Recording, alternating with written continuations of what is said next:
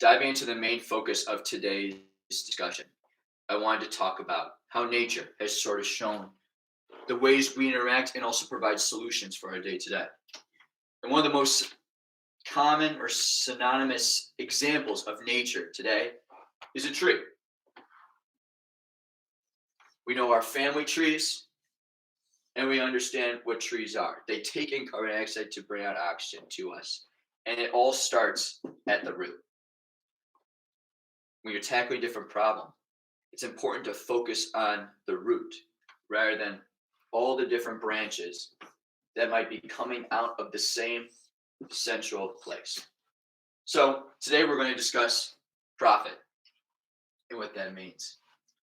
When we talk about profit, and we talk about like the Cuyahoga County this past week, saying they want to cut down a quarter of homelessness by 2028. They listed out 8 steps of ending homelessness with 27 sub steps, and none of them including any monetary figures. Now, when we think of what needs to take people out of poverty, it's not words or establishing different committees. It comes down to money. That's what we all need to survive. And there's different forms of ways that people have received money in our day-to-day lives and in other times throughout history. There's talks of universal basic income. Currently in the state of Ohio, now that means making 14, 15-year-olds being able to work later during the day-to-day. That is something that the State House put in, which is rolling back child laws that we have known for decades to come. So now as a 14 or 15-year-old, you can work later during school years, thanks to the Ohio State House. That also means talks of more jobs, tax cuts, a variety of different things. There are all these different branches stemming from the main root.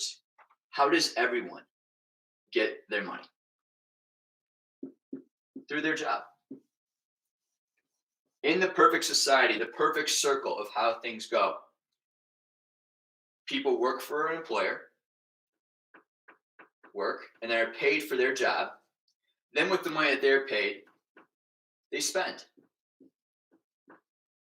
at different restaurants, bars, organizations, supply chains, logistics, whatever people do. It's this constant circle. But we've gotten to the point where we feel there's needs to intervene and offer people different incentives, offer companies different incentives as well. But this is what it boils down to. Everyone makes their money from their work, and then we put our money back out into the world. The work gets their own revenues and pays out to people. When that system is running smoothly, where every person, individual, has the basics of what they need to not be homeless, to not have to worry where the next meal is coming from, will we create a stronger society? That also includes child tax credits. We learned that when the child tax credit was passed in 2020, in the 2.5 years that it's been going on, child poverty has been cut by 50% in this country. Think of all the projects we've tried and all the ways we tried to attempt to help people in poverty. In 2 years, child poverty was cut in half across the entire country. That means we're getting closer to the root of the problem, which is putting money into families' hands just to provide them with a better cushion, more savings. They surveyed how that money was spent. Less than 1 or 2% was spent on alcohol or other fun party substances. The rest was in savings, putting towards college, putting towards important things that people need, even starting another side job with the additional money that they got. But now, as of right now, the current Congress, both House of Representatives, Senate, and the President, have not voted to continue that. Something that in 2 years cut child poverty in half, they decide we're not doing that anymore, or they haven't put it to the top of the agenda.